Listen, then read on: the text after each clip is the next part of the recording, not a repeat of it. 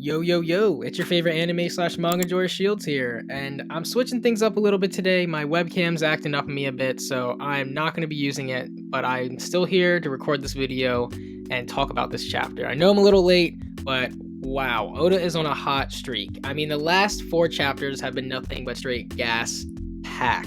And chapter 1060 of One Piece is another one of those chapters that just had the whole fandom stun-locked. I mean, none of us were ready for the event that went down in this chapter.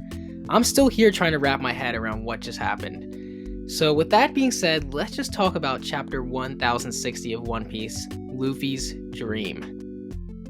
The chapter starts with us on the Sunny again, and we get some more solid Straw Hat crew time. And just a little side note, but so far I am loving the structure of these post-Wano chapters so far, where we get some solid time with the crew and a tiny taste of what's going on in the world around them. Anyway, Luffy finally learns what happened at the Reverie. King Cobra is dead, Sabo is being blamed for killing him, and Vivi, the honorary Nakama, is currently missing. And in typical Luffy fashion, he reacts to this news very fast, immediately stating that Sabo would never kill King Cobra. And Robin agrees to that statement and says that the Revolutionary Army has no problems with kings, and their main problem are the Celestial Dragons. And Luffy wants to turn around and set course for Alabasta right now.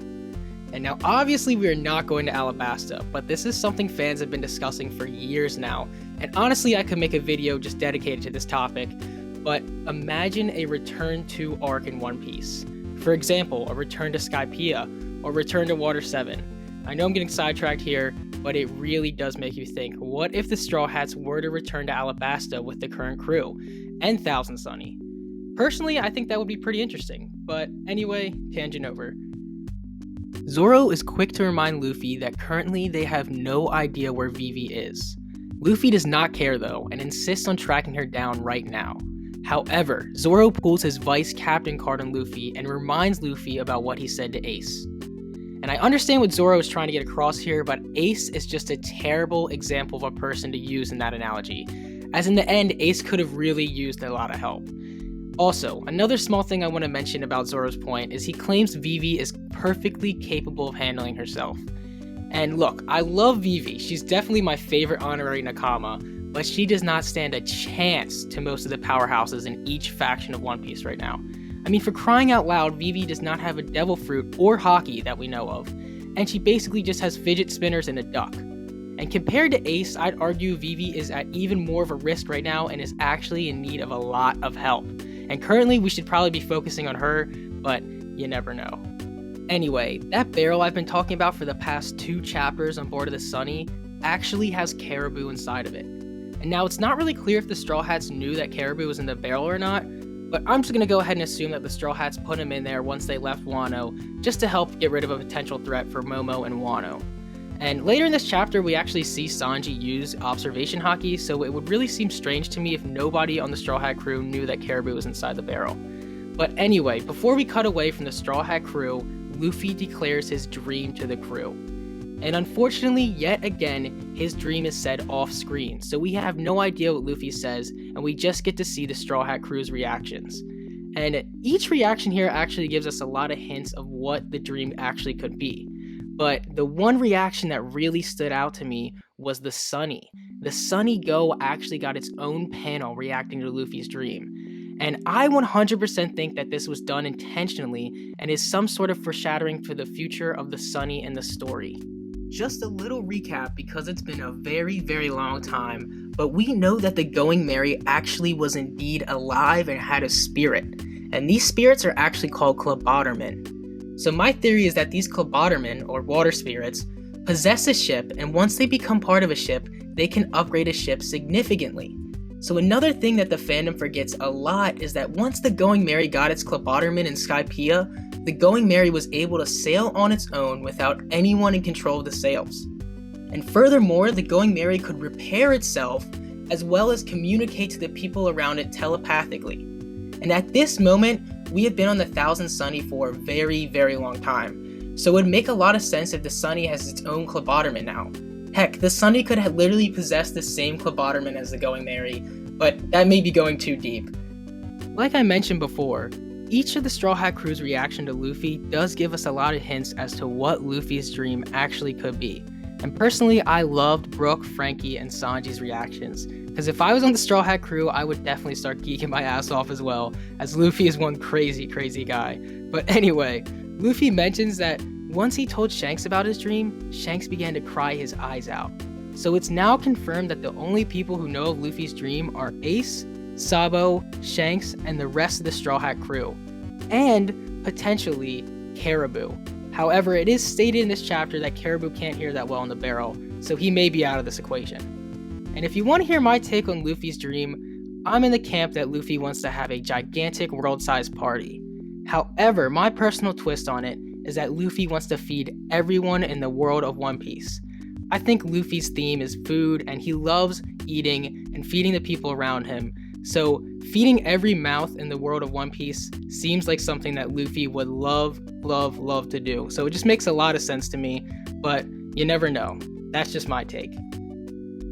We then cut to the Navy HQ, aka McDonald's, because it got those golden arches for some reason. But anyway, the Marines are still jamming Sabo's call to the Revolutionary Army. Turns out Sabo did not murder Cobra, and that headline is fake news. And before Sabo can get his call cut off, he begs the revolutionaries and Dragon to hear him out. Sabo claims that when he was at Mary Jawa, the empty throne in Pangaea Castle was actually not empty and indeed currently occupied. However, his message was felt upon deaf ears as his transponder snail was cut off before he could reveal that someone, aka Emu, was indeed calling the shots the whole time in Pangaea's throne room.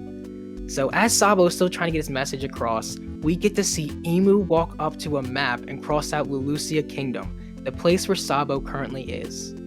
And as Emu crosses Lucia Kingdom off the map, a giant dark cloud hovers above the kingdom, and before anyone can react, 16 beams of light are shot down onto the island, completely obliterating everyone and everything on it. Now, I personally think Sabo is still alive after this, and Oda's pulling another Sabo fake-out death yet again to just troll us all. And I could easily see Kuma just teleporting Sabo back to Kamabaka Island if he's in the right state of mind.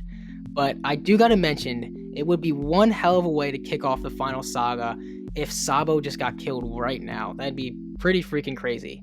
And for the rest of the inhabitants on Lucia Kingdom, I think they're just goners. They're totally dead. And as of now, I believe there are 3 possible explanations for these 16 beams of light that destroyed the Lucia Kingdom.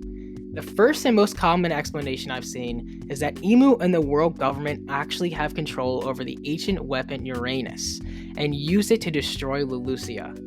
And the second explanation that I've come up with is that Emu possesses the delete fruit and can just delete shit whenever he wants.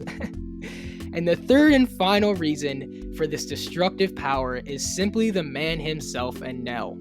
But jokes aside, I really do think that this destructive power comes from the ancient weapon Uranus. But hey, the other 2 options are fine with me as well. A couple days go by and we are back on the Thousand Sunny as it goes through some tumultuous waters in a winter island's climate. A giant warm eddy pops out from underneath the ocean and appears in front of the Thousand Sunny like a giant water balloon. And now of course I had no idea what a warm eddy was and had to Google it, and from what I can gather, an eddy is a circular current of water. And a warm eddy occurs when cold and warm water mix in a clockwise flow. And eddies in real life of course don't breach water like that in such a drastic way, and Oda's kind of doing his own little One Piece twist on it, but that is an eddy for you. Anyway, Sanji uses observation haki and can hear a lady scream from inside the eddy, and Zoro cuts the eddy in half. After the eddy bursts in two, Jewelry Bonnie pops out, and that is where chapter 1060 ends.